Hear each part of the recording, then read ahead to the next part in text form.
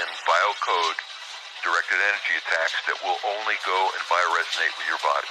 So that three people can be standing right next to you and nobody's going to feel the harassment except you, because these signals are biocoded to your body's tuning over.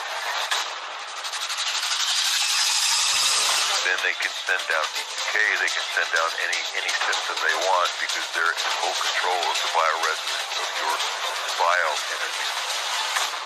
Roger Tolsis is a Los Angeles private investigator who specializes in electronic countermeasures. In the past 30 years, he's swept over 2,500 locations for bugs and wiretaps. In recent years, his business has included helping victims of electronic harassment and mind control. You coined the term electronic harassment. What is electronic harassment? Okay, well, electronic harassment is when any person or perpetrator uses an electronic device or groups of electronic devices to either compromise your privacy or to use electronic weapons against you for harm or to control your situation. What's happening now is the black ops and the military and weapons development community want these weapons to be the weapons of choice in future wars. In other words, when we went into Iraq, as an example, they went in and, did the shock and awe. So they blew up the cities, they blew up the bridges, they blew up the infrastructure, and of course then we had to come in after taking the country over and then spend all that money rebuilding their cities and bridges and everything. So what they've done is they've decided that what we want to do is have non-lethal weapons that can be used against enemies that don't destroy physical things. In other words, not bombs, not bullets, not missiles, but some kind of electronic mind control devices, such that you can get mental control over enemies without blowing up infrastructure. So what's happened is though these things were supposed to be developed towards, enemies, they've decided that, in most cases, we're going to have to gain mind control over the general populations that are not warring with us. So what they've done is they put laws in place that allows the Department of Defense and the subcontractors to do mind control experiments on the general population in development of these weapons. So anybody who gets on the bad side of the government could end up being a lab guinea pig. And how is that legal? How can they use tax dollars for, they're going towards these things and they use them to spy or harass others? How's that? Title 50, Chapter 32, Section 1528. Check it out. Is this getting worse, this problem? Are you getting more and more people coming to you as the months and years go by? Well, I get between 6 and 10 calls a day from people, brand new calls a day from people that are suffering from electromagnetic attacks and other kinds of covert activity against themselves. And of course, I get emails from all over the world. Almost every country in the world has a similar problem going on, and so as long as you're within reach of satellites and other kinds of cell tower transmissions, you're within a keystroke of being harassed. People who complain that they are being watched often say they are hearing voices. How are voices transmitted? They're transmitted by technology called biocoded directed energy. Mm-hmm. And that's a top secret thing that was developed. And what it is they get your DNA. In other words, they pick your garbage up in front of your house one day. And inside your garbage is your DNA. Most likely from the trash can in your bathroom that you dumped in your garbage. Once they have your DNA, they take the DNA and they put your DNA code in a supercomputer. And in that supercomputer, they run algorithms that biocode electromagnetic transmissions so they bioresonate with your body. Once they've done that, they can transmit that from satellites or cell towers or aircraft or any number of ways. And that signal will only affect you and nobody else. In other words, everybody standing next to you is not going to hear the content because their receiver is not tuned to that bioresonance. There's a bioresonance to every individual, just like our fingerprint. Every person has an individual DNA, a different bioresonance.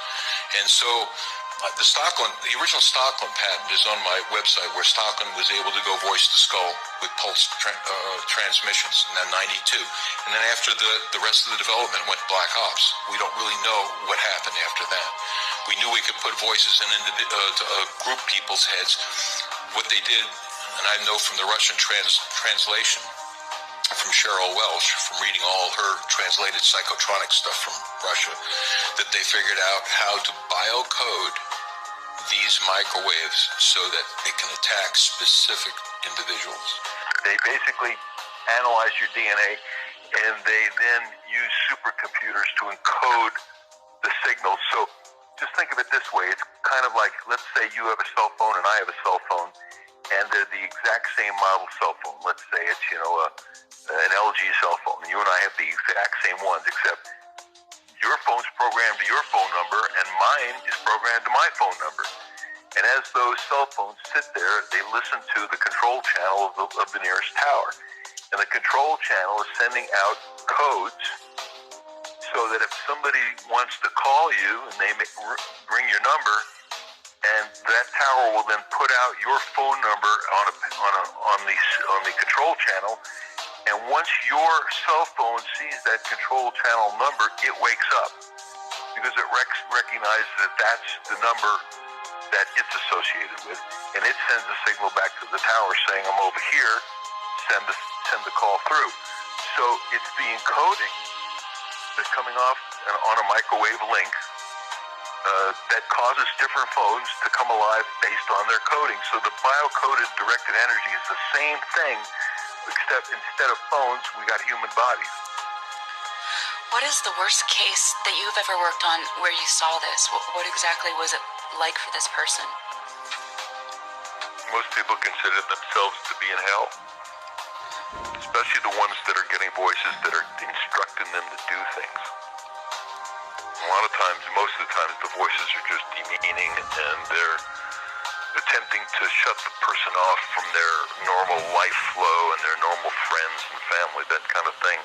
But then the really serious cases are where the voices are instructing them to do destructive things. It just escalates into being worse. What ways how do you block it? Like, say if you're in your house, how do you block that from coming in, the waves and stuff? Yeah, we block it with an electrostatic active shield system that generates it's kind of like a jammer. Mm-hmm. It just blocks incoming electromagnetic fields so that, you're able to, once you're inside this particular device, you're able to stop it.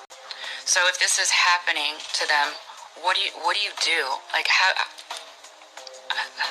where do you go? Well, who do you turn to? We have a test protocol where people that are being electronically harassed, where the harassment travels with them, they come to us and we put them through a test protocol. The test protocol has to do with scanning them to see if they have microchip implants. It has to do with using spectrum analyzers to analyze what kind of electromagnetic attacks are taking place. It has to do with putting them inside different kinds of shielding systems to see what blocks the problem that they're having. And so that's the way we handle it with that particular test protocol. Do you do this all over the country, or do you have to be just in your area? We do travel all over the country, but lately we have people come to us just because we're so overloaded. We have a question from YouTube. They want to know if this is affordable to the everyday person. Yeah, the shielding runs about $1,500. Okay. What about the test protocol? Test protocol takes 5 days and runs about $2,500. How long does this system take to set up? Like, when you get a case, what do you have to do from start to finish? How does this all work? Well, you have to go put the individual through the test protocol to find out the nature of the problem. When we do test protocols, we interview the individual, find out what it is that's bothering them, and attempt to use our test equipment to find out what it is. So in some cases, it's that they're directly being harassed intentionally, and in other cases, they are in environments that are electromagnetically unhealthy, and they're suffering the symptoms of electrical hypersensitivity. Now, you're an expert in this area. Have you ever been called as a witness in a court case on behalf of a TI? Okay, the first thing you have to understand is that any TI that's ever taken a case against the government or the government subcontractors have had their case dismissed under national security. There's not been one single case that I know of that didn't get dismissed in that manner. And that was the judge's ruling. This is a matter of national security. Well, what happens is the agency that you're suing, let's say you're suing the CIA, you're suing the FBI, or some black ops agency, and or their subcontractors, and they will step in and tell the judge that it's a matter of national security, and they need it dismissed, and they just rubber stamp that. They just dismiss it.